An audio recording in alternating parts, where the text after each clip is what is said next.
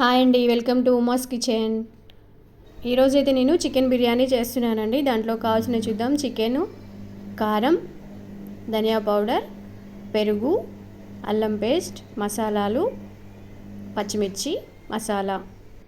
Okay అండి, chicken ఒక బౌల్లోకి తీసుకుందాం.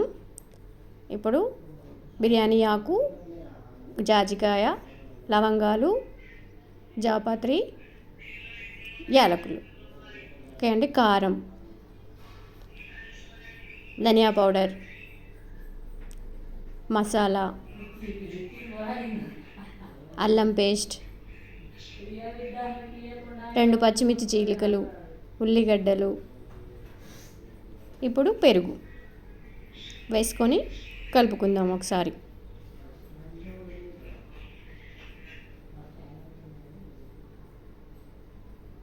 ఇప్పుడు కొంచెం ఉప్పు కూడా వేసుకుందామండి. 1 స్పూనున్నర వేసుకుందాం. కొంచెం నిమ్మ చెక్క వేసుకొని మిక్స్ చేసుకుందాం.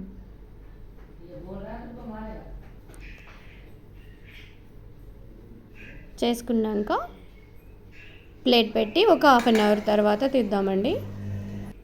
ఈలోపు బౌల్ పెట్టానండి స్టవ్ మీద. ఆయిల్ పోసాను, వేడెక్కింది. ఇప్పుడు మసాలా దినుసులు వేసుకుందాం. అవి ఫ్రై అయ్యాక కరివేపాకు, ఉల్లిగడ్డలు, పచ్చిమిర్చి వేసి కలుపుకుందాం. ఓకే అండి, అవి కూడా ఫ్రై అయ్యాయి. టమాటాలు వేసుకున్నామండి. టమాటాలు ఫ్రై అయినాయండి. కొంచెం ఉప్పు వేసుకుందాం. ఇప్పుడు చికెన్ వేసుకుందామండి. ఫ్రై అయిపోయినాయి. ఒకసారి కలుపుకుందాం. ఓకే అండి, చికెన్ కూడా ఫ్రై అయిపోయింది. ఇప్పుడు రైస్ వేసుకుందాం. నేను 3 గ్లాసుల రైస్ తీసుకున్నాను. ఒకసారి బాగా మిక్స్ చేసుకొని కలుపుకున్నాక వాటర్ పోసుకుందాం. 3 గ్లాసులకి 4.5 వాటర్ పోసుకుందామండి. 4.5 గ్లాసు, 2, 3, 4, 4.5. ఓకే అండి, ఒకసారి కలుపుకుందాం. ఇప్పుడు కొంచెం సాల్ట్ వేసుకొని కలుపుకుందాం. ఇప్పుడు కుక్కర్ మూత పెట్టేద్దామండి. 2 విజిల్ వచ్చాక ఆఫ్ చేద్దాం. 2 విజిల్స్ వచ్చేసి స్టవ్ ఆఫ్ చేసుకుందాం. ఓకే అండి, ఈలోపు పెరుగు పచ్చడి రెడీ చేద్దాం. పెరుగు తీసుకున్నానండి. దాంట్లో సాల్ట్, ఉల్లిగడ్డలు, పచ్చిమిర్చి, కొంచెం కొత్తిమీర వేసుకొని కలుపుకుందాం. చికెన్ బిర్యానీలోకి పెరుగు చట్నీ బాగుంటుందండి. ఓకే అండి, ఇప్పుడు బౌల్లోకి తీసుకుందాం.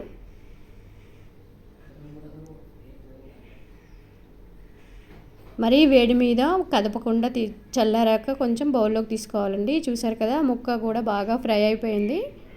చాలా బాగా ఉడికిపోయిందండి రైస్ కూడా.